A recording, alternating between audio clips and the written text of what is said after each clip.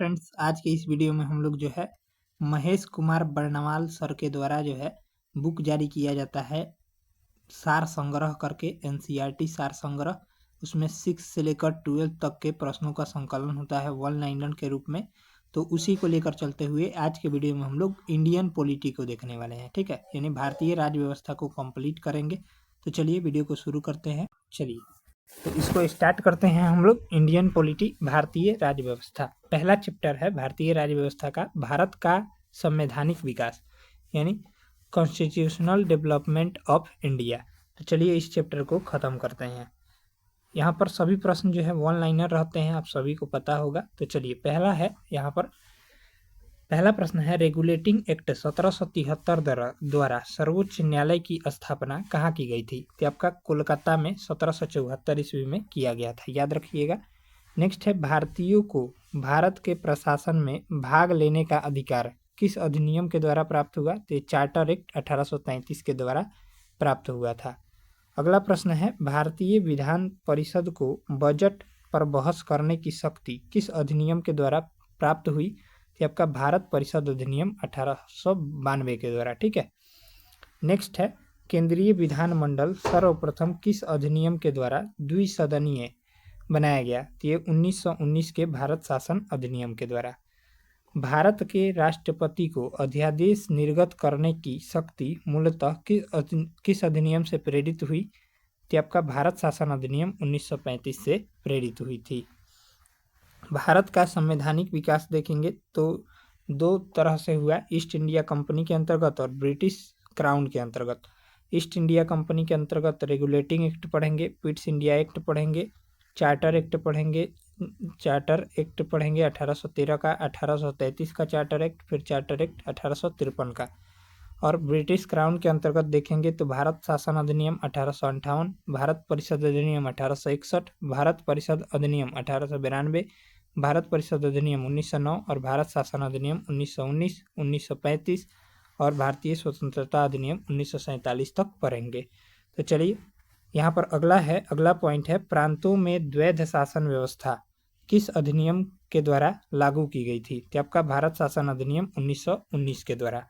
Next है, British Bharat में किस अधिनियम में संघीय शासन का प्रावधान था? ये भारत शासन अधिनियम 1935 में। अगला पॉइंट देखेंगे, अगला यहाँ पर दिया गया है, अखिल भारतीय संघ स्थापित करने का प्रावधान किस अधिनियम में किया गया था? ये भारत शासन अधिनियम 1935 में अखिल भारतीय संघ स्थापित करने का प्रावधान किया गया था। नेक्स्ट है, भारत के संविधान में केंद्र और राज्यों के मध्य किया गया शक्तियों का विभाजन भारत सरकार अधिनियम 1935 पर आधारित था, ठीक है।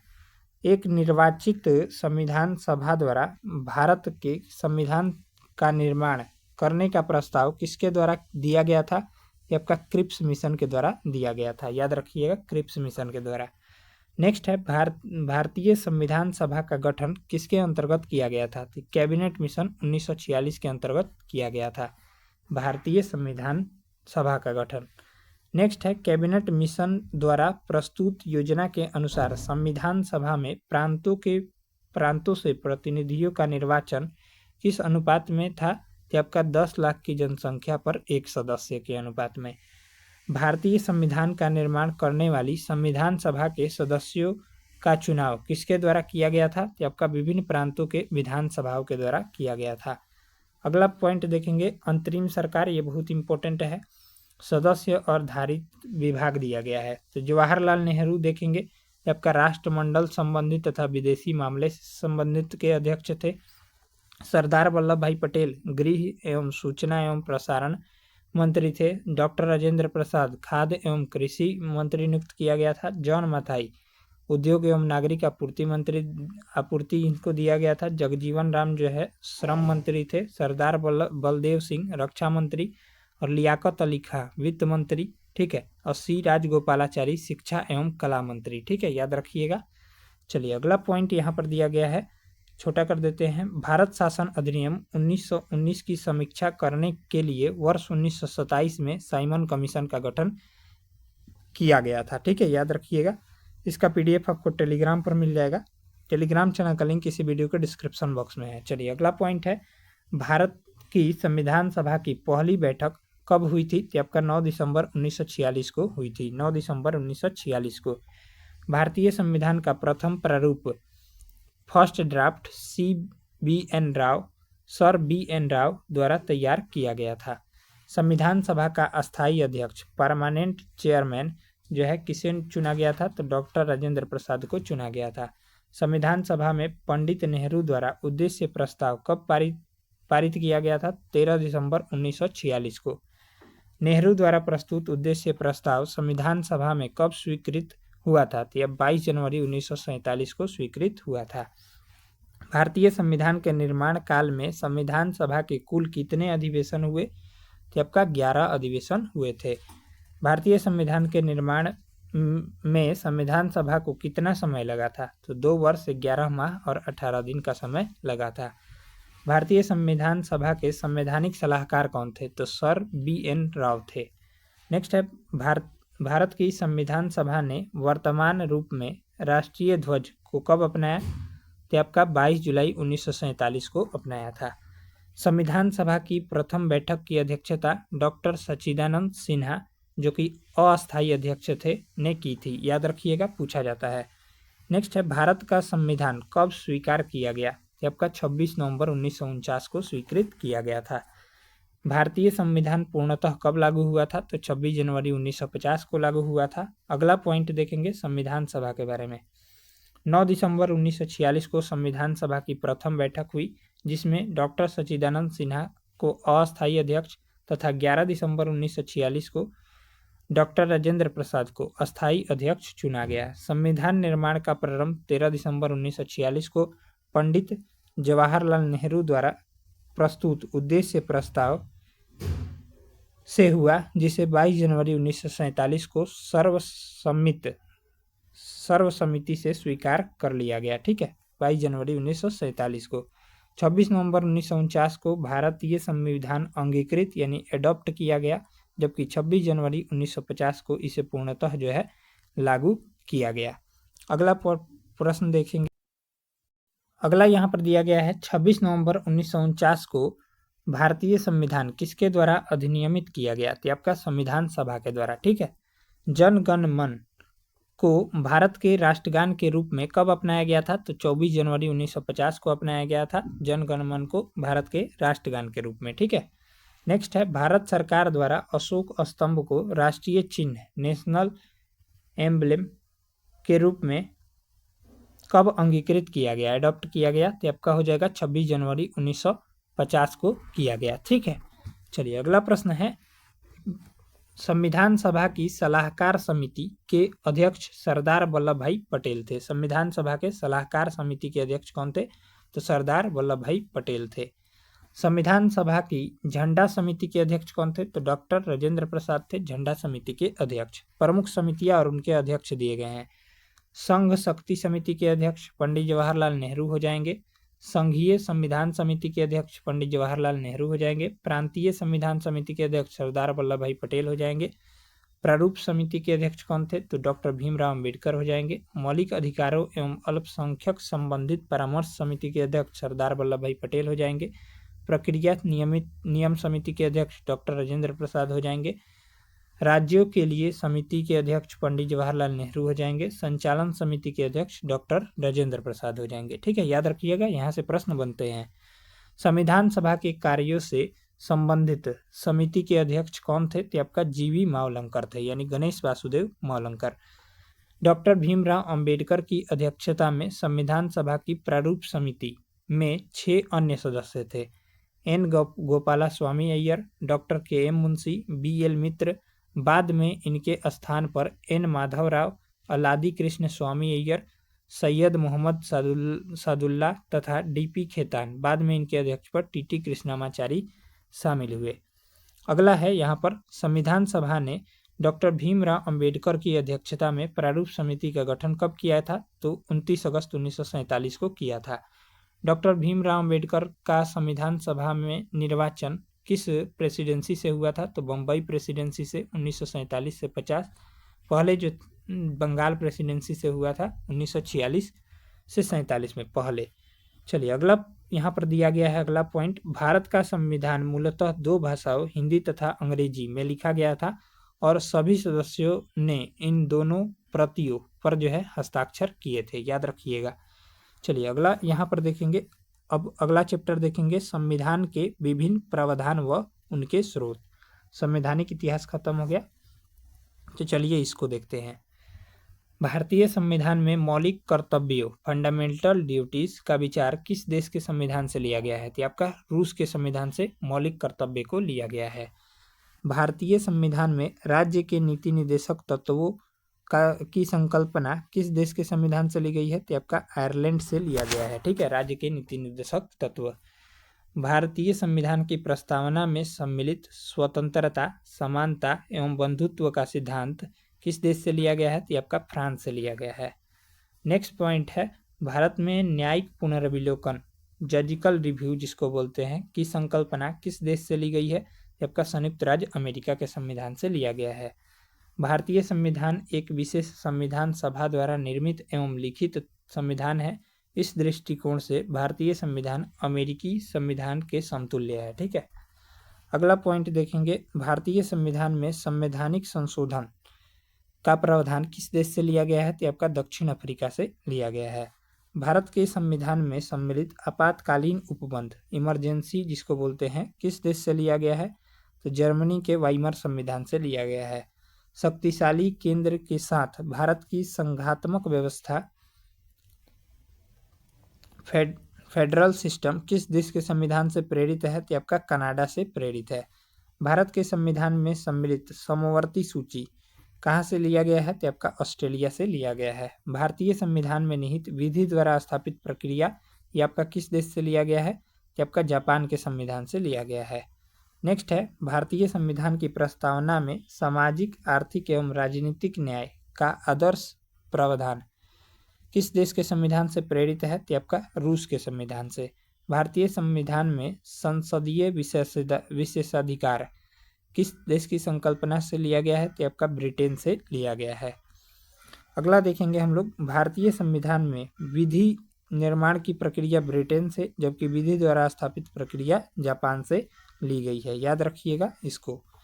चलिए अगला पॉइंट देखेंगे हम लोग, भारत के संविधान में सम्मिलित मूल अधिकार किस देश से लिया गया है? तो आपका संयुक्त राज्य अमेरिका से। मौलिक कर्तव्य पूछेगा तो आपका रूस से, और मूल अधिकार पूछेगा तो संयुक्त राज्य अमेरिका से। अगला है यहाँ पर विभिन्न देशों के संविधानों के लिए प्रावधान जो कि भारत ने लिया है। संयुक्त राज्य अमेरिका से देखिए तो प्रस्तावना के शब्द हम भारत के लोग, मूल अधिकार, स्वतंत्र न्यायपालिका, न्यायिक पुनर्विलोकन प्रणाली और सर्वोच्च न्यायालय एवं उच्च न्यायालय के न्यायाधीशों को हटाए जाने की प्रक्रिया, राष्ट्रपति पर महाभियोग, जनहित याचिका, उपराष्ट्रपति का पद, यथोचित विधि प्रक्रिया, ये सभी जो है अमेरिका से लिया है भारत ने।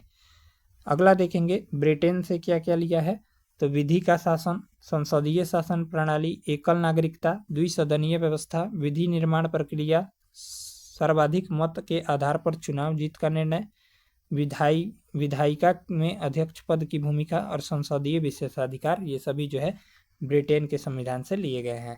नेक्स्ट है दक्षिण अफ्रीका से, तो संविधान संशोधन की प्रक्रिया, राज्यसभा के सदस्यों का निर्वाचन लिया गया है। कनाडा के संविधान से सशक्त केंद्र के साथ संघीय व्यवस्था। दूसरा है शक्तियों का वितरण तथा अवशिष्ट शक्तियों का केंद्र में निहित होना। तीसरा है केंद्र द्वारा राज्यों में राज्यपाल की नियुक्ति, ये कनाडा से लिया गया है। उच्चतम न्यायालय का परामर्शी न्याय निर्णय, ये भी कनाडा से, और संघात्मक विशेषताएं, ये सभी जो है कनाडा से लिए गए हैं।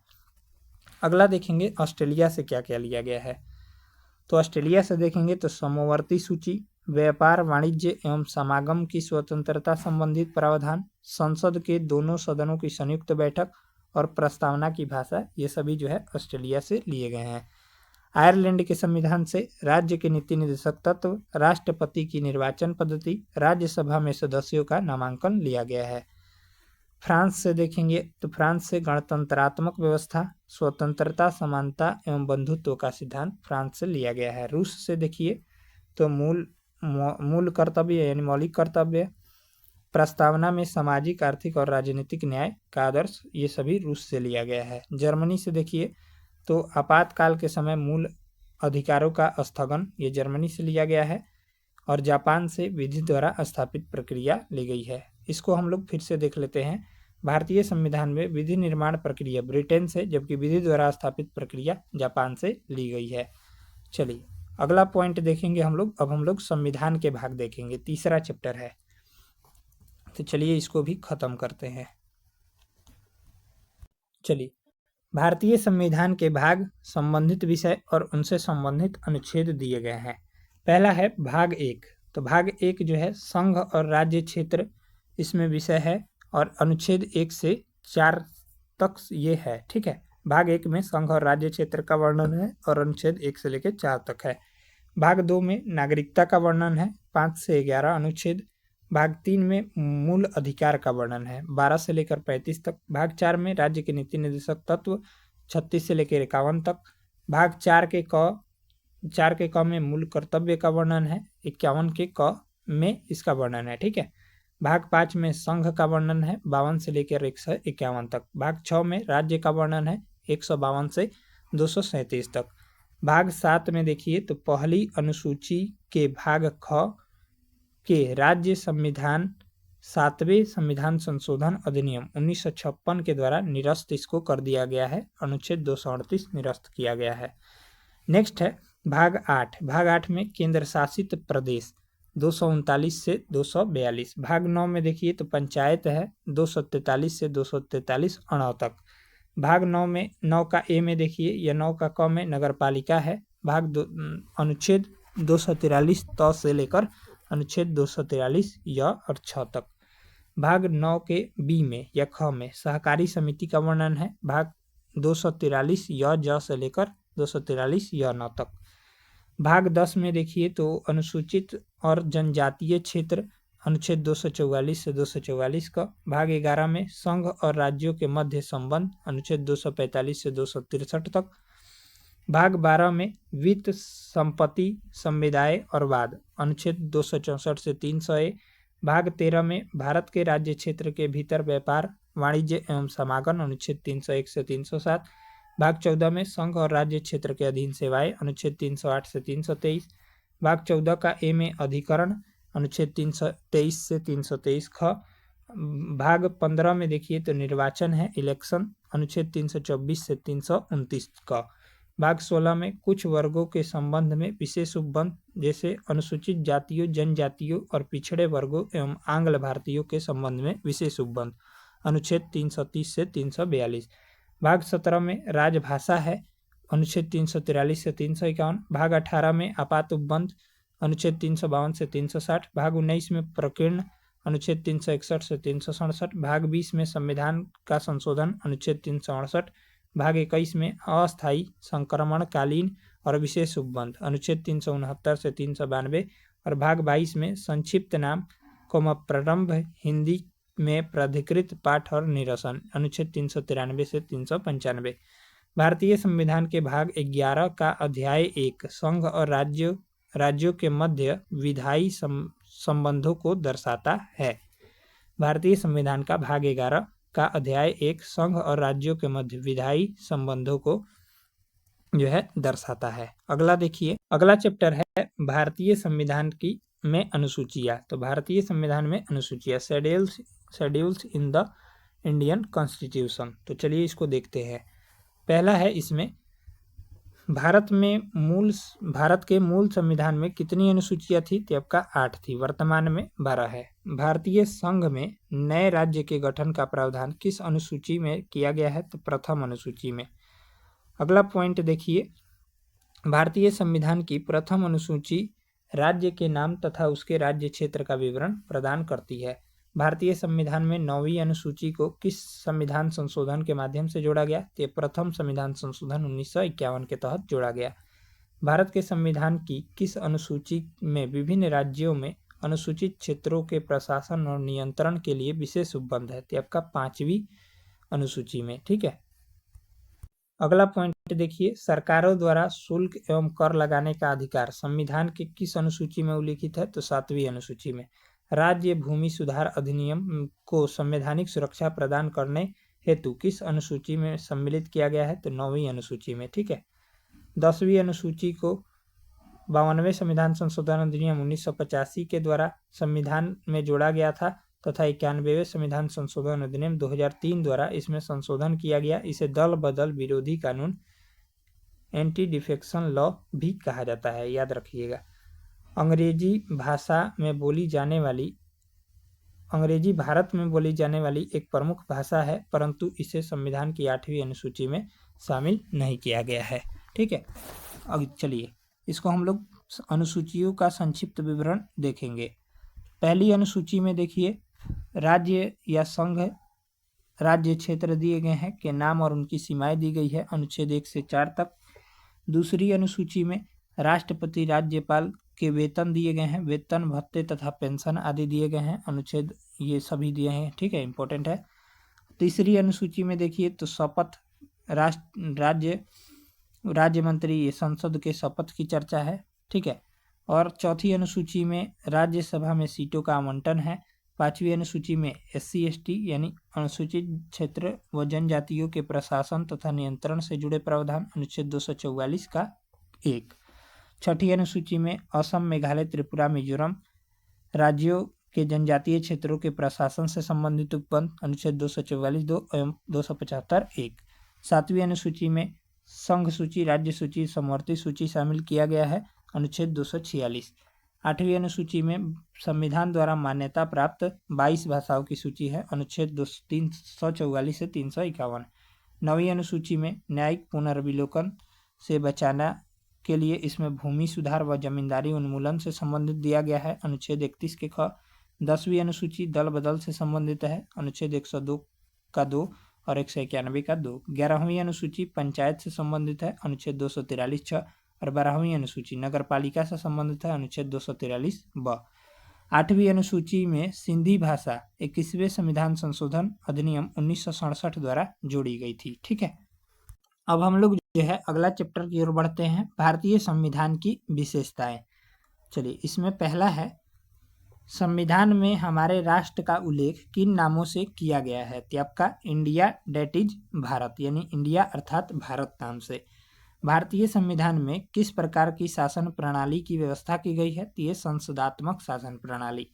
संसदात्मक शासन व्यवस्था में विधायिका का कार्यपालिका पर नियंत्रण होता है, याद रखिएगा। अध्यक्षात्मक शासन प्रणाली का आधारभूत तत्व क्या है? तो आपका एकल कार्यपालिका।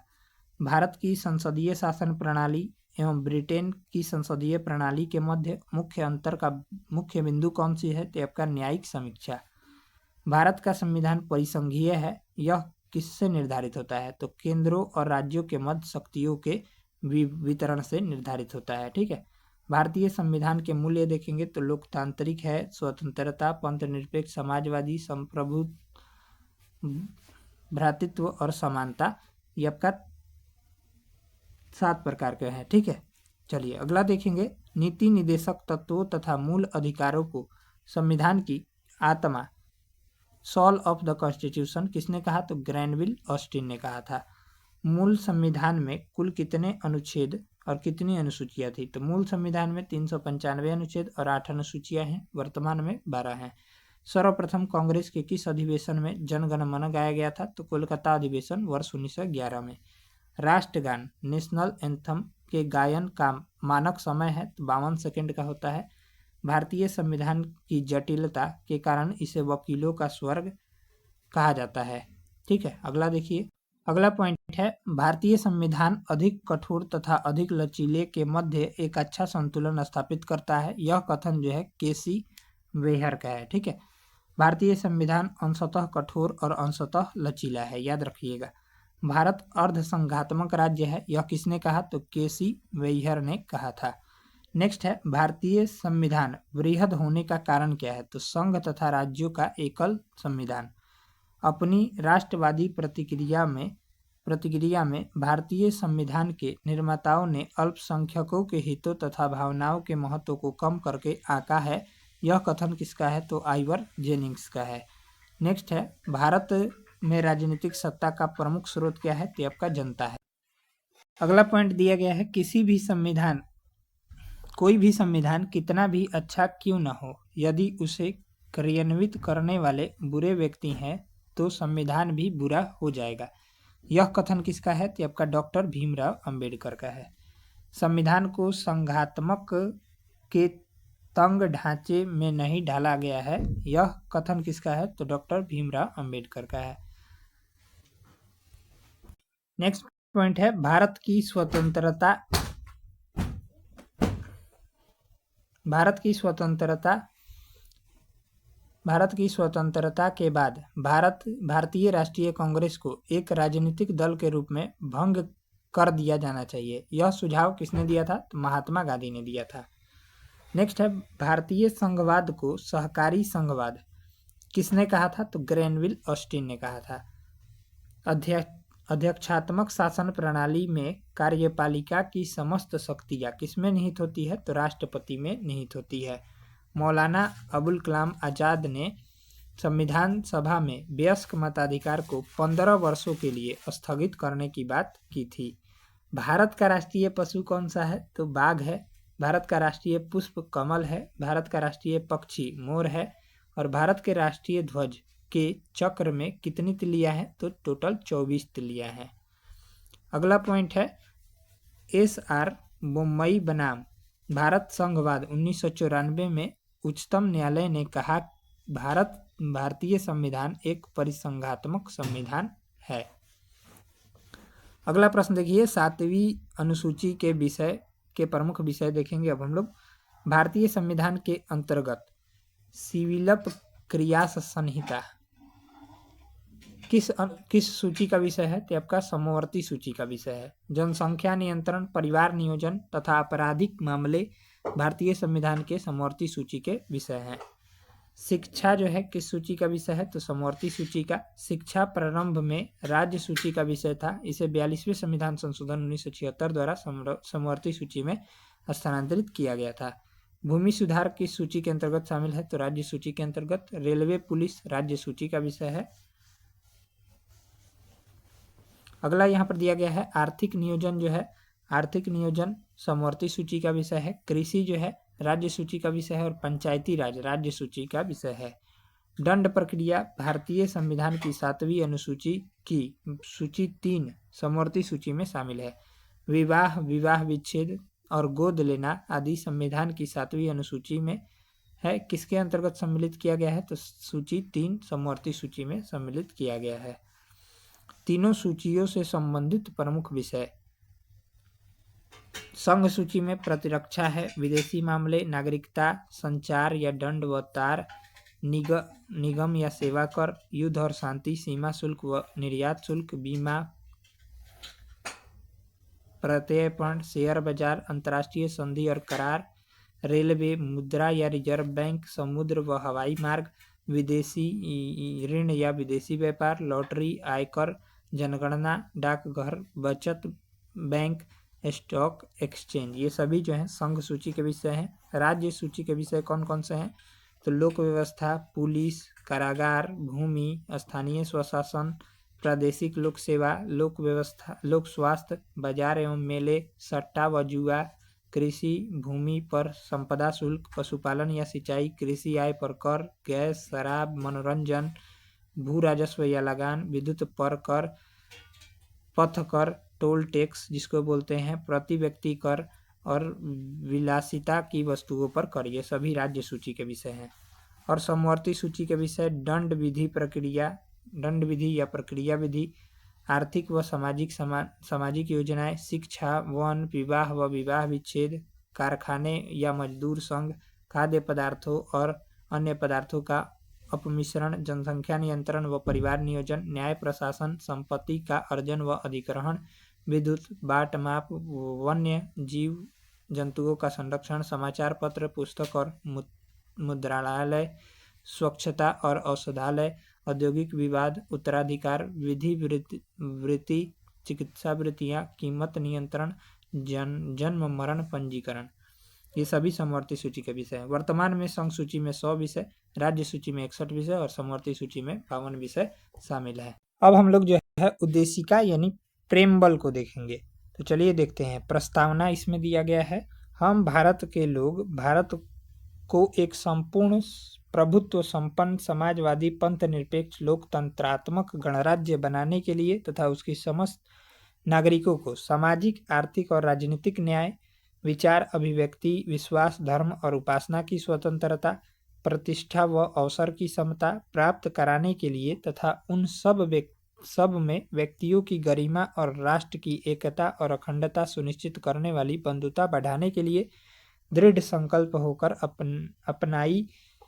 अपनी दृढ़ संकल्प होकर अपनी इस यहाँ पर इस होगा संविधान सभा में आज तारीख 26 नवंबर 1949 मिति मार्गशीर्ष शुक्ल सप्तमी संवत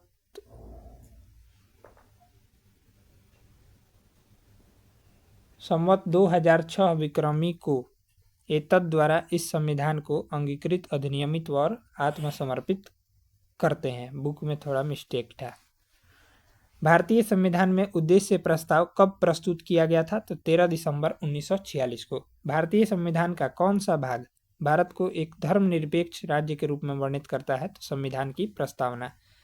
भारतीय संविधान की प्रस्तावना में भारत को एक प्रभुत्व संपन्न समाजवादी पंथ निरपेक्ष लोकतंत्रात्मक गणराज्य के रूप में घोषित किया गया है। सर्वोच्च न्यायालय द्वारा ऐसा किस वाद में कहा गया है कि अनुच्छेद 368 के अंतर्गत संविधान के प्रस्तावना में भी संशोधन किया जा सकता है, परंतु यह मूल ढांचे का उल्लंघन करने वाला नहीं होना चाहिए? तो केशवानंद भारतीवाद 1973 में। नेक्स्ट है संविधान संबंधित विचार। उद्देशिका को के.एम. मुंशी ने राजनीतिक जन्मपत्री, ठाकुर दास भार्गव ने संविधान की आत्मा तथा N.A. पालकीवाला ने संविधान का परिचय पत्र कहा है। अनुच्छेद 32 संवैधानिक उपचारों का अधिकार इसमें वर्णन है। को डॉक्टर भीमराव अंबेडकर ने संविधान का हृदय व आत्मा कहा है। सर अर्नेस्ट बार्कर ने प्रस्तावना को संविधान का परिचय पत्र कहा है। याद रखिएगा। चलिए अगला पॉइंट यहाँ पर देखिए। अगला पॉइंट है भारत के संदर्भ में पंथ निरपेक्ष शब्द का सही भाव क्या है? तो इसका राइट आंसर देखेंगे तो हो जाएगा भारत में राज्यों का कोई पंथ या धर्म नहीं है। नेक्स्ट है उद्देशिका में सम्मिलित सामाजिक, आर्थिक व राजनीतिक न्याय के तत्व किससे संबंधित है? तो 1917 के क्रांति से संबंधित है, रूसी क्रांति से। नेक्स्ट है उच्चतम न्यायालय ने किस वाद में यह धारणा प्रस्तुत की कि उद्देशिका संविधान का अभिन्न अंग है? तो S.R. बोम्मई बनाम यूनियन ऑफ इंडिया। सभी व्यक्ति पूर्णतः और समान रूप से मानव हैं, यह सिद्धांत कहलाता है तो सार्वभौमिकता का सिद्धांत। भारत में लौकिक सार्वभौमिकता है क्योंकि संविधान की प्रस्तावना आरंभ होती है तो हम भारत के लोग we the people of India से। लोक कल्याण शब्द भारत के संविधान की उद्देशिका में नहीं है बल्कि राज्य के नीति निर्देशक तत्वों का भाग है। किस संशोधन द्वारा भारतीय संविधान की उद्देशिका में संशोधन किया गया था? तो 42वें संविधान संशोधन द्वारा। भारतीय संविधान की प्रस्तावना में निज आदर्श एवं उद्देश्यों की रूपरेखा दी गई है, उनका विस्तार कहाँ है? तो मूल अधिकारों, राज्य के नीति निर्देशक सिद्धांतों एवं मौलिक कर्तव्य के अध्याय में। राज्य का सबसे महत्वपूर्ण तत्व क्या है? तो संप्रभुता है। समाजवादी, अखंडता तथा पंथ निरपेक्ष शब्द संविधान की प्रस्तावना में संशोधन के द्वारा सम्मिलित किए गए थे तो यह 42वें संविधान संशोधन द्वारा। उद्देशिका को राजनीतिक जन्मपत्री के.एम. मुंशी ने कहा है। प्रस्तावना संविधान का अंग नहीं है। उच्चतम न्यायालय ने यह मत किस वाद में व्यक्त किया है? तो बेरूबारी बनाम संघ मामलेवाद 1960। संविधान निर्माण में महत्वपूर्ण भूमिका निभाने वाले संविधान सभा के सदस्य सर अल्लादी कृष्ण स्वामी अय्यर के अनुसार संविधान की प्रस्तावना हमारे दीर्घकालिक सपनों का विचार है। अगला देखिए, गोलकनाथ बनाम पंजाब राज्य के मामले में न्यायमूर्ति M. हिदायतुल्लाह ने उद्देशिका को संविधान की मूल आत्मा जो है कहा है। चलिए नेक्स्ट है। अब हम लोग जो है संघ और राज्य क्षेत्र को देखेंगे, यूनियन एंड इट्स टेरिटोरी। पहला है अनुच्छेद 1 का क्लॉज 3, भारत के राज्य क्षेत्र में निम्नलिखित क्षेत्र शामिल होंगे। तो राज्यों के राज्य क्षेत्र और संघ राज्य क्षेत्र, ऐसे अन्य राज्य क्षेत्र जो अर्जित किए जाएं। भारतीय संघ के अंतर्गत किसी राज्य को सम्मिलित करने का अधिकार किससे प्राप्त है? तो आपका संसद को प्राप्त है। संविधान के प्रथम अनुच्छेद के अनुसार भारत होगा तो राज्यों का संघ होगा।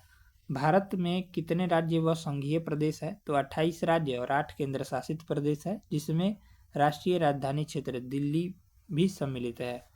नेक्स्ट है, लोकसभा में केंद्र शासित प्रदेशों के लिए अधिकतम कितनी सीटें आरक्षित है? तो 20 सीटें आरक्षित है। 2 पृथक केंद्र शासित प्रदेशों के रूप में जम्मू कश्मीर का विभाजन कब किया गया? तो 31 अक्टूबर 2019 को किया गया। नेक्स्ट है, संघ एवं इसके राज्य क्षेत्रों से संबंधित अनुच्छेद। तो विषय वस्तु और अनुच्छेद दिए गए हैं। तो अनुच्छेद 1 में संघ के क्षेत्र का नाम दिया गया है, यानी भारत है। दूसरा है, नए राज्यों के प्रवेश अथवा स्थापना का संसद का अधिकार है। और तीसरा है, नए राज्यों की स्थापना तथा वर्तमान राज्यों के क्षेत्रफल, सीमा व नामों में परिवर्तन का अधिकार भी संसद को है। चौथा अनुच्छेद है, अनुच्छेद 2 एवं 3 के अंतर्गत बनाए गए कानून जिनके द्वारा पहली तथा चौथी अनुसूची एवं पूरक, अनुसांगिक एवं अनुवर्ती मामलों में संशोधन किया जा सके, ये शामिल है। चलिए अगला पॉइंट देखेंगे। हाँ, यहाँ पर अगला दिया गया है, नए राज्यों के गठन की शक्ति किसे प्राप्त है? तो अभी हमने बताया था संसद को प्राप्त है। राज्य के पुनर्गठन से संबंधित फजल अली आयोग का गठन किस वर्ष किया गया? तो वर्ष 1953 में। भाषाई आधार पर भारत में सर्वप्रथम किस राज्य का गठन हुआ? तो आंध्र प्रदेश का गठन हुआ। ठीक है, आंध्र प्रदेश का गठन हुआ था, याद रखिएगा। चलिए अगला पॉइंट देखेंगे।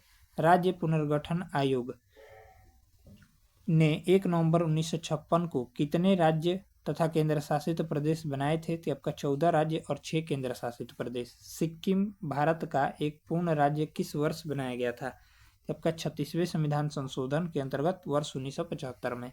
भारत में केंद्र शासित प्रदेशों का प्रशासन किस के द्वारा जो है किया जाता है? तो राष्ट्रपति के द्वारा किया जाता है।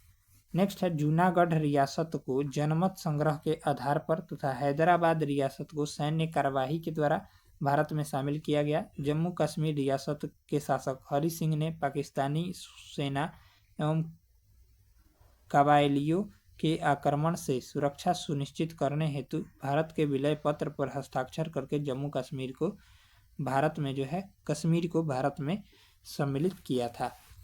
पहले के विशेष राज्यों को राज्य का दर्जा। तो नागालैंड राज्य को राज्य का दर्जा वर्ष 1963 में मिला था। हिमाचल प्रदेश को 1971 में, मेघालय को 1972 में, सिक्किम को 1975 में, अरुणाचल प्रदेश को 1987 में, त्रिपुरा को 1972 में, मणिपुर को 1972 में, मिजोरम को 1987 में, गोवा को 1987 में और हरियाणा को 1966 में मिला था। चलिए अगला देखेंगे। यहाँ पर क्षेत्रीय परिषदें दी गई है और उसका मुख्यालय दिया गया है। सम्मिलित राज्य एवं संघ राज्य क्षेत्र, तो उत्तरी क्षेत्रीय परिषद का मुख्यालय कहाँ है? तो नई दिल्ली में है। इसमें कौन कौन से राज्य शामिल है? तो जम्मू कश्मीर है, लद्दाख है, हिमाचल प्रदेश है, हरियाणा है, पंजाब है, राजस्थान है, दिल्ली है, चंडीगढ़ है। केंद्रीय क्षेत्रीय परिषद का मुख्यालय कहाँ है? तो प्रयागराज में है। इसमें जो है उत्तर प्रदेश, उत्तराखंड, मध्य प्रदेश तथा छत्तीसगढ़ शामिल है। पूर्वी क्षेत्रीय परिषद का मुख्यालय कोलकाता में है। इसमें बिहार, झारखंड, पश्चिम बंगाल, उड़ीसा और सिक्किम शामिल है। बाकी देखेंगे अगला है, यहाँ पर पश्चिमी क्षेत्रीय परिषद का मुख्यालय मुंबई में है। इसमें गुजरात, महाराष्ट्र, गोवा, नगर हवेली एवं दमन दीव शामिल है। और दक्षिणी क्षेत्रीय परिषद का मुख्यालय चेन्नई में है। इसमें आंध्र प्रदेश, कर्नाटक, पुडुचेरी आदि शामिल है। दिसंबर 1953 में फजल अली की अध्यक्षता में 3 सदस्यीय राज्य पुनर्गठन आयोग का गठन जो है किया गया था, ध्यान में रखिएगा, इंपॉर्टेंट है। अगला पॉइंट देखिए, भारत के 28 राज्य व 8 केंद्र शासित प्रदेश दिए गए हैं और उसकी भाषा दी गई है, जिलों की संख्या दिए गए हैं, क्षेत्रफल दिया गया है और भारत में उसका कितना क्षेत्रफल है ये भी दिया गया है। ठीक है, तो पहले नंबर पर है राजस्थान। राजस्थान की राजधानी कहाँ है? तो जयपुर है। इसमें हिंदी भाषा बोली जाती है। टोटल जिलों की संख्या 41 है और इसका क्षेत्रफल कितना है? तो 3,42,239 वर्ग किलोमीटर है और यह भारत के कुल क्षेत्रफल का 10.41% है। मध्य प्रदेश का क्षेत्रफल राजधानी देखिएगा तो भोपाल है। यहाँ पर भी हिंदी भाषा बोली जाती है। जिलों की संख्या 55 है। 3,08,245 वर्ग किलोमीटर क्षेत्रफल है और 9.37% क्षेत्र जो है भारत के कुल क्षेत्रफल से संबंधित है। महाराष्ट्र का देखिए तो मुंबई है। मराठी भाषा बोली जाती है। 36 जिले हैं। 3,07,713 यहाँ पर टोटल क्षेत्रफल है। ठीक है, ये सभी ध्यान में रखिएगा। इसको PDF आपको टेलीग्राम पर मिल जाएगा, ये उतना इम्पोर्टेंट नहीं है। केंद्र शासित प्रदेश, राजधानी और जिलों की संख्या और क्षेत्रफल यहाँ पर दिया गया है, ये इम्पोर्टेंट है। अंडमान व निकोबार की राजधानी श्री विजयपुरम है।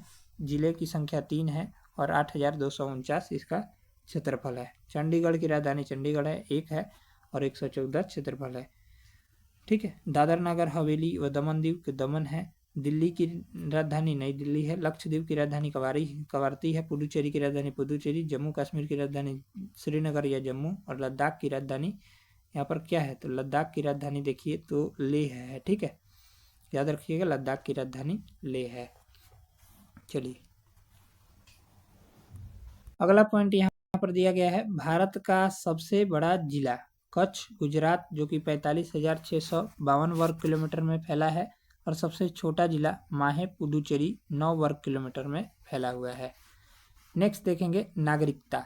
अब अगला टॉपिक है नागरिकता। तो भारतीय नागरिकता प्राप्ति हेतु 5 प्रकार दिए गए हैं। कौन कौन से हैं, तो जन्म से नागरिकता, दूसरा है वंशाधिकार द्वारा, पंजीकरण के द्वारा, देशीयकरण के द्वारा और भूमि के अर्जन द्वारा। ठीक है, इन 5 प्रकारों से जो है भारत की नागरिकता प्राप्त कर सकते हैं। भारतीय संविधान किस प्रकार की नागरिकता प्रदान करता है, तो एकल नागरिकता प्रदान करता है। संयुक्त राज्य अमेरिका ने दोहरी नागरिकता के सिद्धांत को अपनाया है। नागरिकता संशोधन अधिनियम 2019 में किन देशों के हिंदू, बौद्ध, सिख, जैन, पारसी तथा ईसाई नागरिकों को भारत की नागरिकता प्रदान करने का प्रावधान है, तो पाकिस्तान, बांग्लादेश तथा अफगानिस्तान। भारतीय नागरिक की नागरिकता किस आधार पर समाप्त हो सकती है, तो परित्याग, पर्यवसान और वंचना के आधार पर। ठीक है, भारत से बाहर लगातार कितने वर्ष तक रहने पर भारतीय नागरिकता समाप्त कर दी जाएगी, तो 7 वर्ष। याद रखिएगा। प्रवासी भारतीय दिवस कितने समय अंतराल पर मनाया जाता है, तो प्रति 2 वर्षों पर। कब मनाया जाता है, तो 9 जनवरी को। चलिए अगला देखिए, नागरिकता से संबंधित प्रमुख अनुच्छेद। अनुच्छेद 5 से लेकर 11 तक है नागरिकता, आप सभी को पता होगा, पीछे बताया था। तो अनुच्छेद 5 में संविधान लागू होने के समय नागरिकता। अनुच्छेद 6 में पाकिस्तान से भारत को प्रव्रजन करने वाले व्यक्तियों की नागरिकता है। ठीक है, बाकी देखिए यहाँ पर अनुच्छेद 7 में पाकिस्तान से प्रव्रजित व्यक्तियों की नागरिकता के अधिकार। अनुच्छेद 8 में भारतीय मूल के उन लोगों के नागरिकता के अधिकार जो भारत से बाहर रह रहे हैं। और अनुच्छेद 9 में जिस व्यक्ति ने स्वेच्छा से विदेशी नागरिकता प्राप्त कर ली है उसकी भारतीय नागरिकता समाप्त मान ली जाएगी। अनुच्छेद 10 में नागरिकता संबंधित अधिकारों की निरंतरता। अनुच्छेद 11 में संसद द्वारा कानून बनाकर नागरिकता अधिकारों का नियमन। नेक्स्ट है लक्ष्मीमल सिंघवी समिति किससे संबंधित है, तो दोहरी नागरिकता से संबंधित है। किसी व्यक्ति द्वारा भारतीय बैंकों में धन जमा करके भारत की नागरिकता प्राप्त नहीं की जा सकती। भारतीय संविधान में एकल नागरिकता सिंगल सिटीजनशिप का प्रावधान किस देश से लिया गया है, तो ब्रिटेन से लिया गया है। भारतीय मूल के व्यक्ति PIO का कार्ड धारक भारत में नहीं खरीद सकता, तो कृषि भूमि। चलिए अगला देखिए, यहाँ पर NRI, PIO और OIC कार्ड धारक में तुलना।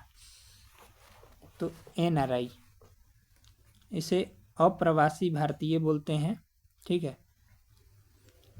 परिभाषा इसका दिया गया है, तो भारतीय नागरिकता जो साधारणतः भारत से बाहर निवास करता है, भारतीय पासपोर्ट धारक।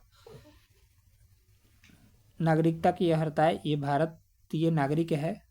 प्राप्त होने लाभ, सभी लाभ जो भारतीय नागरिक को प्राप्त हैं। वीजा नहीं, मताधिकार दे दिया गया है।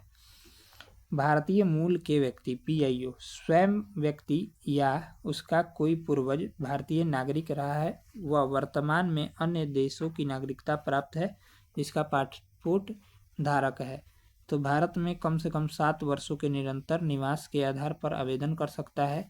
कोई विशेष लाभ नहीं। हाँ, वीजा इसको दिया जाता है और मताधिकार नहीं दिया जाता है।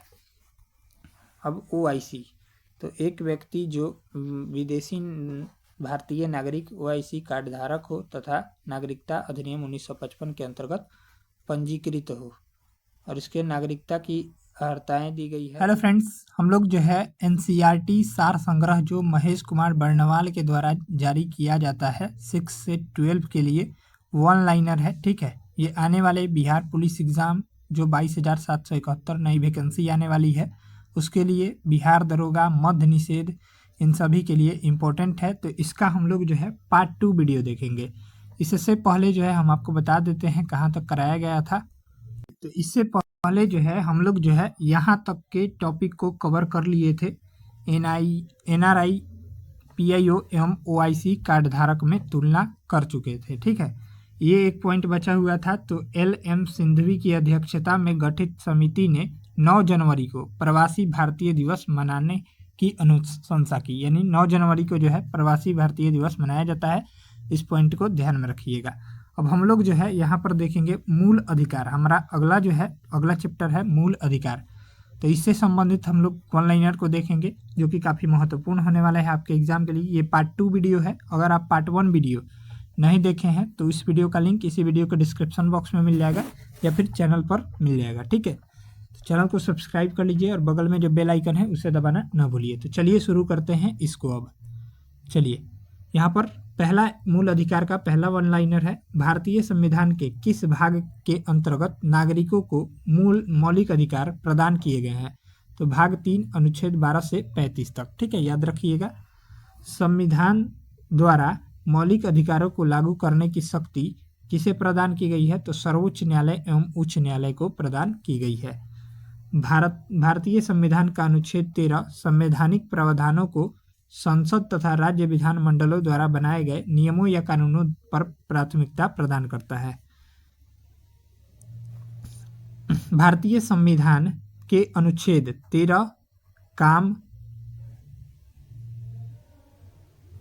13 जो है ये आपका संविधान की सर्वोच्चता सुनिश्चित करता है। ये मौलिक अधिकार के भाग हैं। ठीक है, और भारतीय संविधान में समानता के अधिकार का विस्तार जो है अनुच्छेद 14 से 18 तक है। ठीक है, याद रखिएगा 14 से 18 तक जो है समानता के अधिकार जो है यहाँ पर दिए गए हैं। ठीक है, चलिए अगला ये पॉइंट यहाँ पर दिया गया है।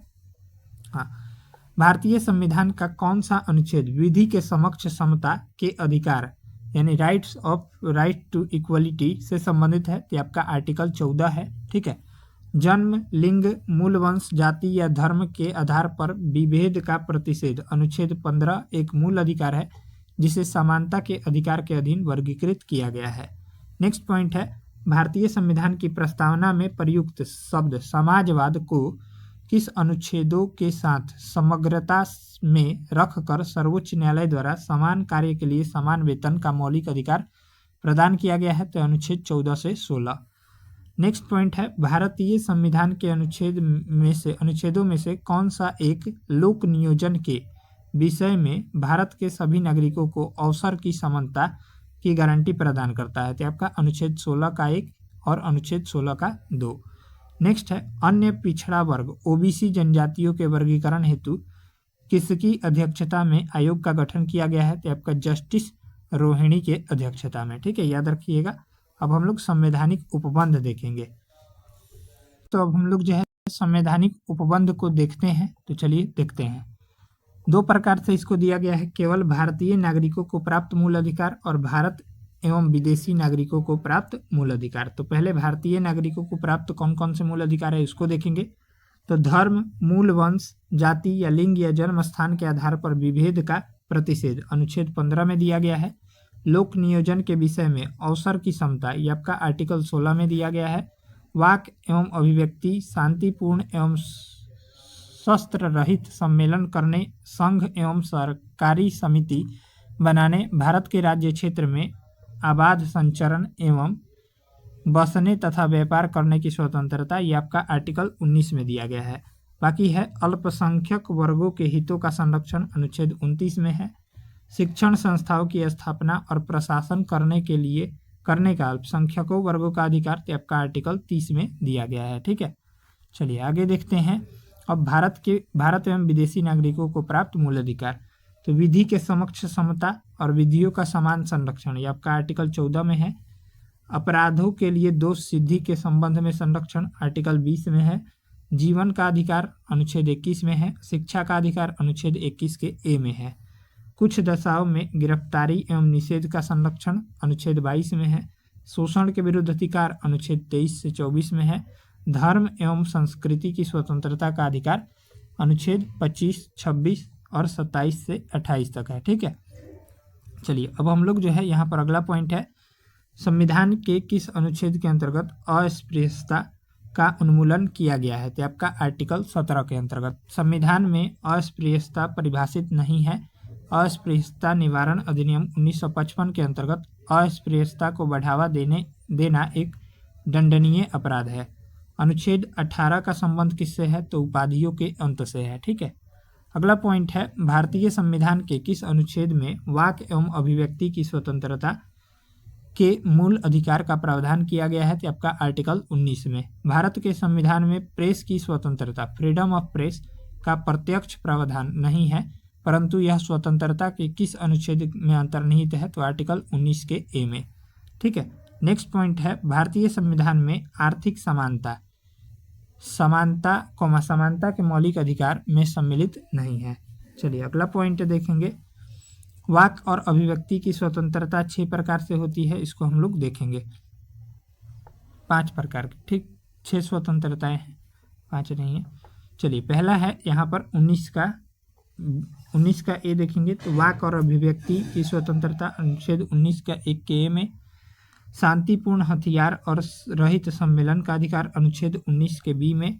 ठीक है, संगम या संघ या सहकारी समिति बनाने का अधिकार अनुच्छेद 19 के सी में। और भारत के राज्य क्षेत्र के में आबाद संचरण का अधिकार अनुच्छेद 19 के डी में। और कोई वृत्ति, आजीविका और व्यवसाय या व्यापार करने का अधिकार अनुच्छेद 19 के जी में। और भारत के किसी भाग में निवास करने व बसने का अधिकार अनुच्छेद 19 के ई में है। ठीक है, याद रखिएगा। नेक्स्ट पॉइंट है, भारतीय संविधान के किस अनुच्छेद के अंतर्गत यह प्रावधान किया गया है कि किसी अपराध के अभियुक्त को स्वयं अपने विरुद्ध गवाह बनने के लिए बाध्य नहीं किया जा सकता। ये आपका राइट आंसर देखेंगे तो अनुच्छेद 20 के सी में। संविधान का कौन सा अनुच्छेद दोष सिद्धि के संबंध में अभियुक्तों को दोहरे दंड एवं स्व अभिशासन से संरक्षण प्रदान करता है, तो आर्टिकल 20 हो जाएगा। भारतीय संविधान का कौन सा अनुच्छेद व्यक्ति की विदेश यात्रा के अधिकार को संरक्षण प्रदान करता है, तो अनुच्छेद 21 हो जाएगा। मौलिक अधिकारों के अंतर्गत कौन सा अनुच्छेद बच्चों के शोषण के विरुद्ध प्रावधान से संबंधित है, तो आपका आर्टिकल 24 हो जाएगा। भारतीय संविधान के अनुच्छेद 25 में प्रयुक्त हिंदू शब्द में बौद्ध, जैन, सिख धर्म भी सम्मिलित है। भारतीय संविधान के अनुच्छेद 32 के अंतर्गत कौन से अधिकार प्रवर्तित किए जा सकते हैं, तो मौलिक अधिकार हो जाएंगे। मौलिक अधिकारों का संरक्षण कौन है, तो आपका न्यायपालिका है। भारतीय संविधान का अनुच्छेद 30 का 1 अल्पसंख्यकों को अपनी रुचि के शिक्षण संस्थाओं को स्थापित करने एवं संचालित करने के अधिकार को संरक्षण प्रदान करता है।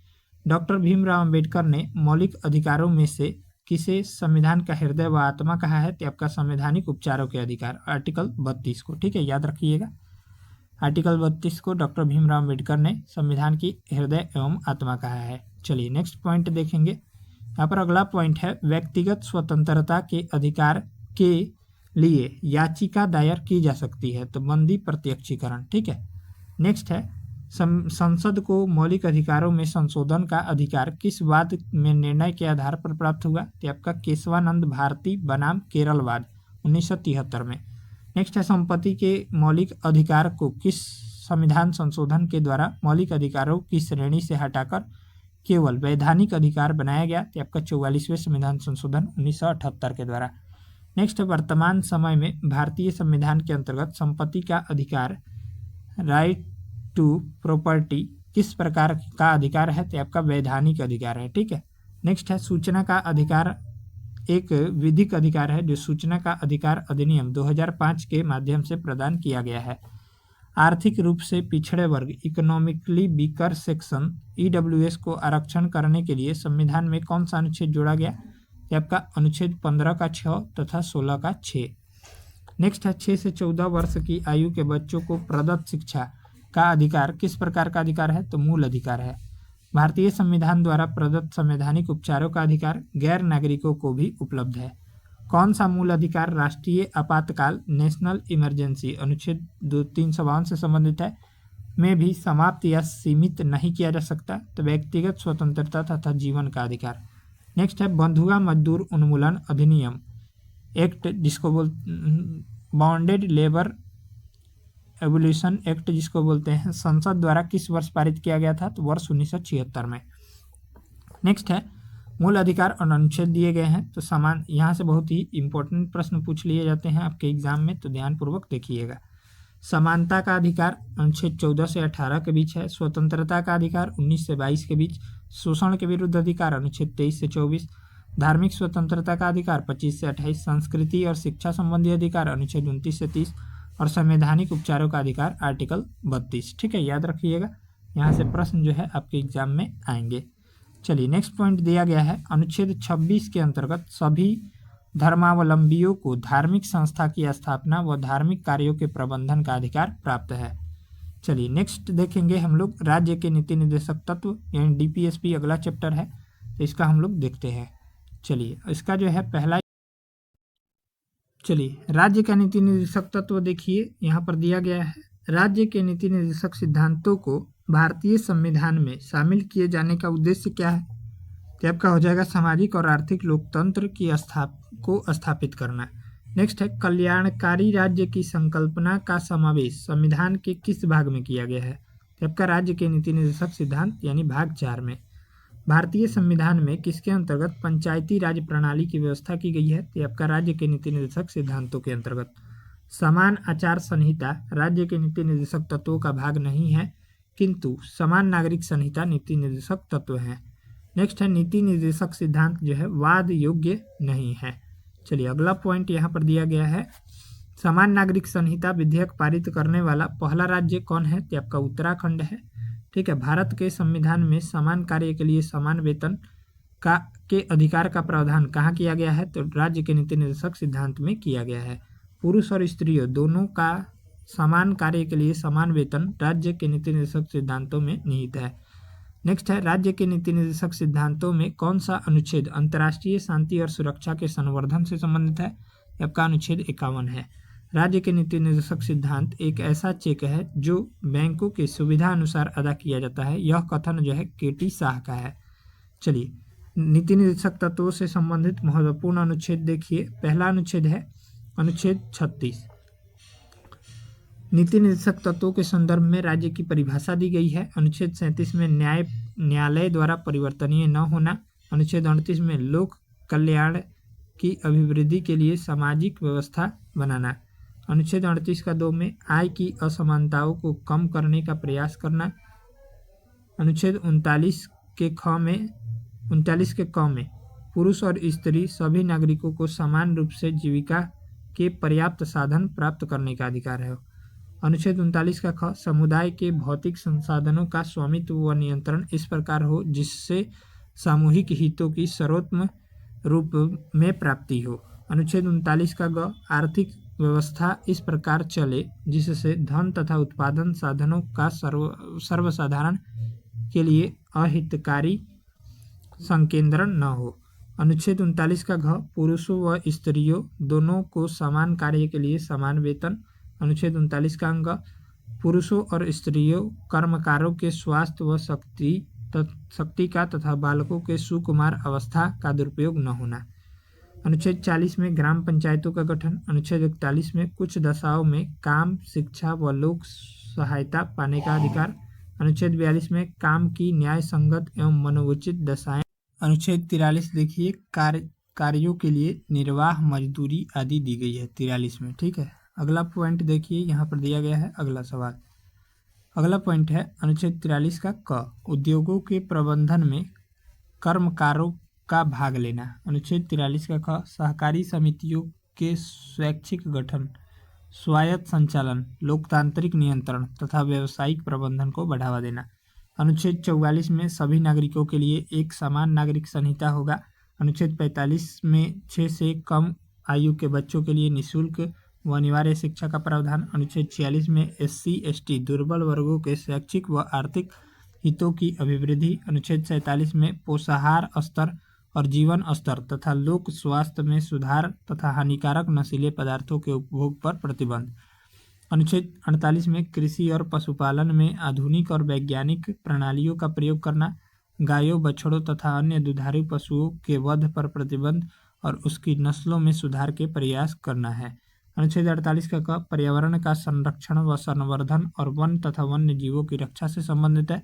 अनुच्छेद 49 राष्ट्रीय महत्व के कलात्मक या ऐतिहासिक अभिरुचि वाले स्मारकों या स्थानों या वस्तुओं का संरक्षण से करना है। अनुच्छेद 50 में कार्यपालिका से न्यायपालिका का पृथक्करण है। अनुच्छेद 51 अंतर्राष्ट्रीय शांति और सुरक्षा की अभिवृद्धि दी गई है। मूल अधिकार कानूनी रूप से मान्य है, जबकि नीति निर्देशक तत्वों को नैतिक एवं राजनीतिक मान्यता जो है प्राप्त है। ठीक है, याद रखिएगा। चलिए अब हम लोग मूल कर्तव्य देखेंगे। मूल कर्तव्य, फंडामेंटल ड्यूटीज। पहला है यहाँ पर किस देश के संवैधानिक प्रावधानों से प्रभावित होकर भारतीय संविधान में मूल कर्तव्यों को सम्मिलित किया गया, तो पूर्व सोवियत संघ यानी USSR। नेक्स्ट पॉइंट है भारतीय संविधान के किस भाग में मौलिक कर्तव्य का उल्लेखित किया गया है। ये आपका भाग 4 के ए में।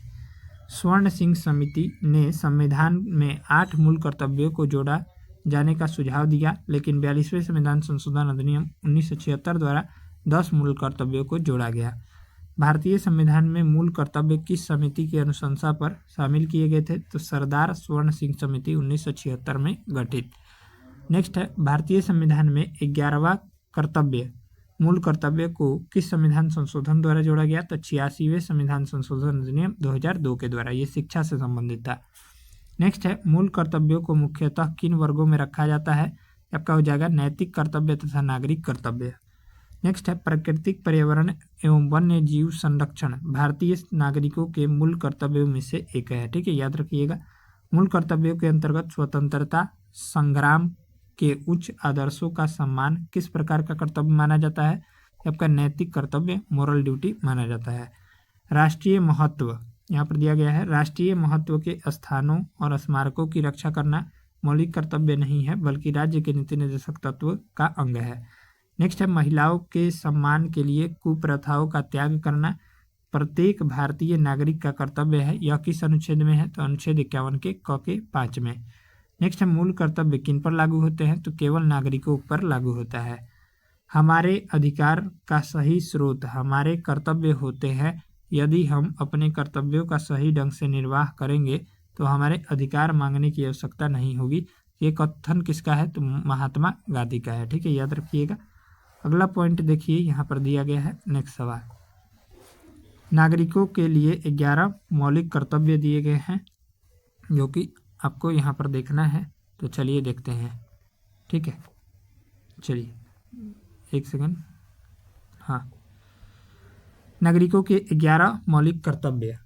पहला है संविधान का पालन करें और उसके आदर्शों, संस्थाओं, राष्ट्रध्वज और राष्ट्रगान का आदर करें। नेक्स्ट है दूसरा है स्वतंत्रता के लिए हमारे राष्ट्रीय आंदोलन को प्रेरित करने वाले उच्च आदर्शों को हृदय में संजोए रखें और उनका पालन करें। तीसरा मूल कर्तव्य है भारत की संप्रभुता, एकता और अखंडता की रक्षा करें और उसे अक्षुण्ण रखें। चौथा है देश की रक्षा करें और आह्वान किए जाने पर राष्ट्र की सेवा करें। पांचवा है भारत के सभी लोग समरसता और समान भ्रातृत्व की भावना का निर्माण करें, जो धर्म, भाषा और प्रदेश या वर्ग आधारित सभी भेदभावों से परे हो। ऐसी प्रथाओं का त्याग करें जो स्त्रियों के सम्मान के विरुद्ध है। नेक्स्ट है 6 नंबर, हमारी सामाजिक संस्कृति की गौरवशाली परंपरा का महत्व समझे और उसका परिरक्षण करें। नेक्स्ट है 7 नंबर, प्राकृतिक पर्यावरण के अंतर्गत जिसके अंतर्गत वन, झील, नदी, वन्य जीव सम्मिलित हैं की रक्षा करे और उसका संवर्धन करे ताकि तथा प्राणी मात्र के प्रति दया भाव रखें।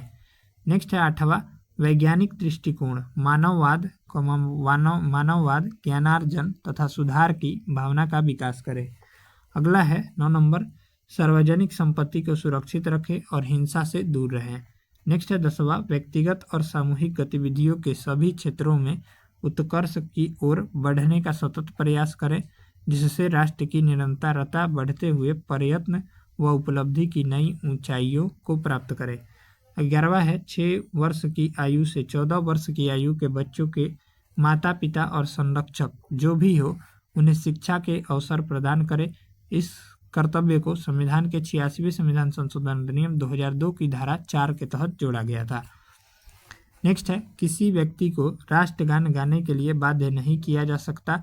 सर्वोच्च न्यायालय ने किस मामले में कहा है? तो बीजो इमैनुअल बनाम केरल राज्य 1986 में यह मत दिया है, वाद है। ठीक है। नेक्स्ट है सर्वोच्च न्यायालय के मुख्य न्यायाधीश PN भगवती 1885 से 86 को जनहित याचिका का जनक फादर ऑफ PIL कहा जाता है, PN भगवती को। चलिए अगला है राष्ट्रपति। हम लोग राष्ट्रपति को देखेंगे तो राष्ट्रपति पद की अर्हताएं यानी क्वालिफिकेशन तो अनुच्छेद 58 में दिया गया है। भारत का नागरिक हो, न्यूनतम आयु 35 वर्ष हो, लोकसभा का सदस्य निर्वाचित होने की योग्यता हो और किसी के लाभ के पद पर न हो। ठीक है। भारत में राष्ट्रपति का निर्वाचन किस प्रकार होता है? तो अप्रत्यक्ष मतदान से यानी अनुपातिक प्रतिनिधित्व से एकल संक्रमणीय मत प्रणाली द्वारा। नेक्स्ट है भारत के राष्ट्रपति के चुनाव में मतदान कौन करता है? तो राज्यसभा, लोकसभा और राज्य व केंद्र शासित प्रदेशों की विधानसभाओं के निर्वाचित सदस्य करते हैं। भारत के राष्ट्रपति उम्मीदवार के प्रस्ताव का अनुसमर्थन कम से कम कितने सदस्यों द्वारा किया जाना चाहिए? तो 50 निर्वाचकों द्वारा। नेक्स्ट है भारत में राष्ट्रपति का चुनाव एकल हस्तांतरणीय मत प्रणाली द्वारा किया जाता है।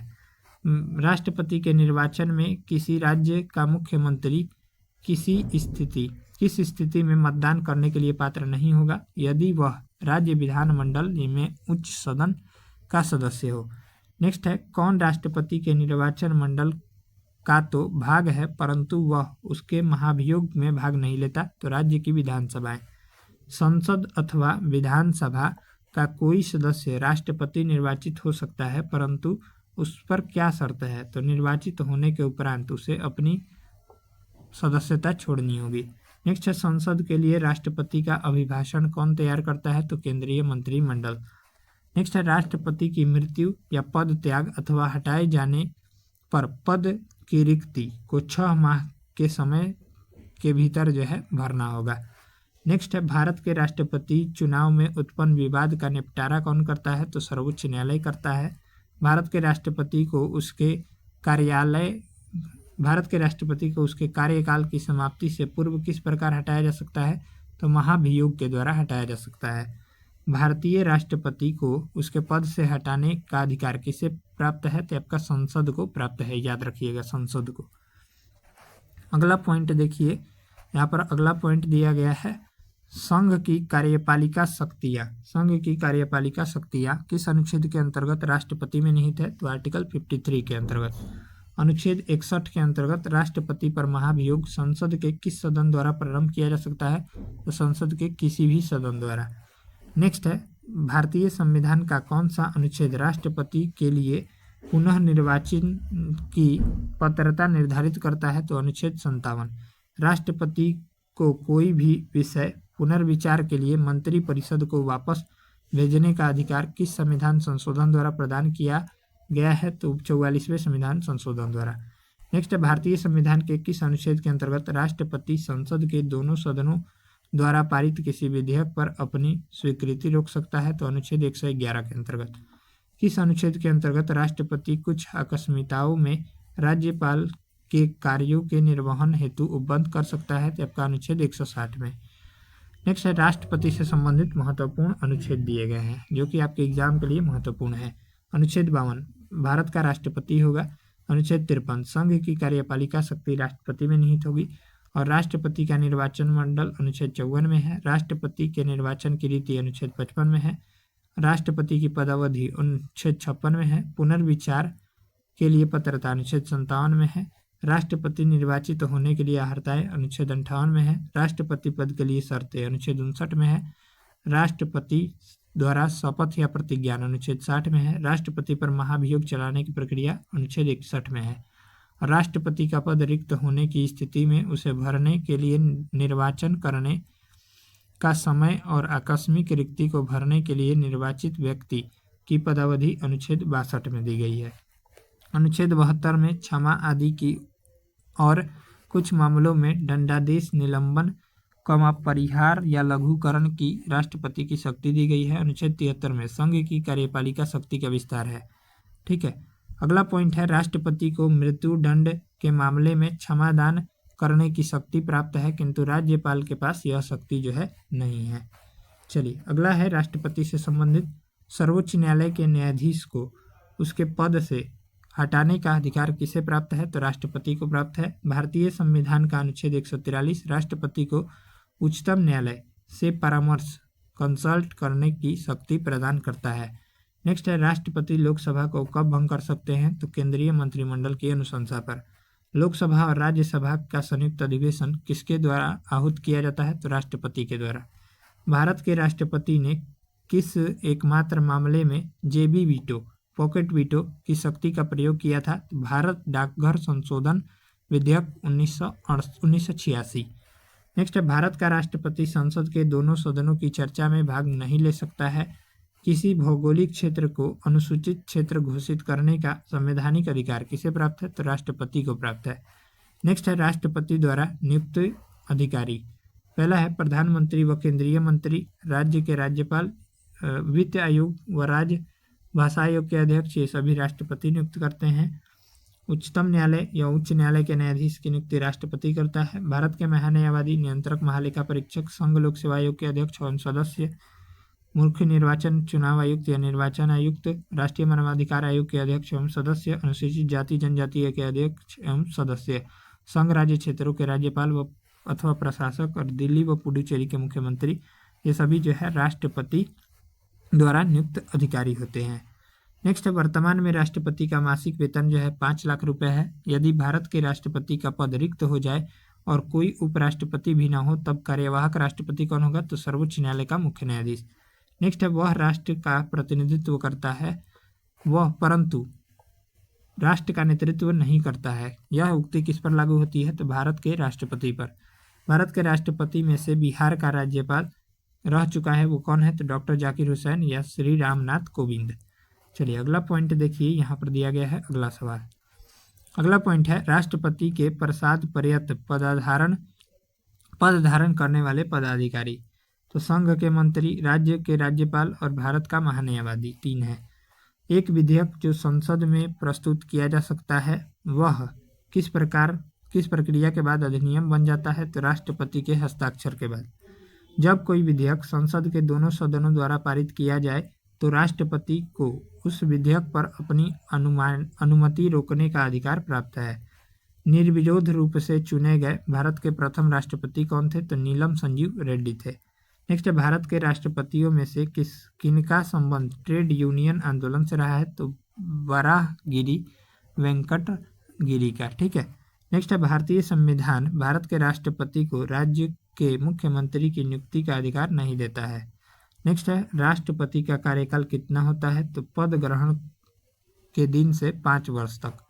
भारत के किस राष्ट्रपति को मिसाइल मैन की संज्ञा दी जाती है? तो डॉक्टर एपीजे अब्दुल कलाम को। भारत के मुख्य न्यायाधीश में से किसने राष्ट्रपति के रूप में कार्य किया था?